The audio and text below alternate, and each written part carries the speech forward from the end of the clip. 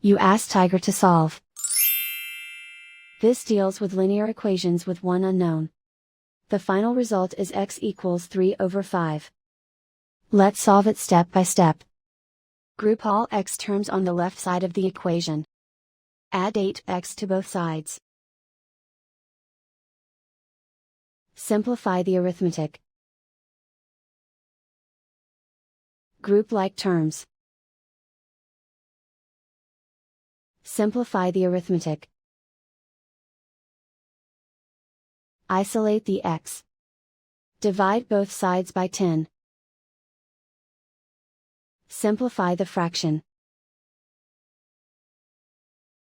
Find the greatest common factor of the numerator and denominator. Factor out and cancel the greatest common factor.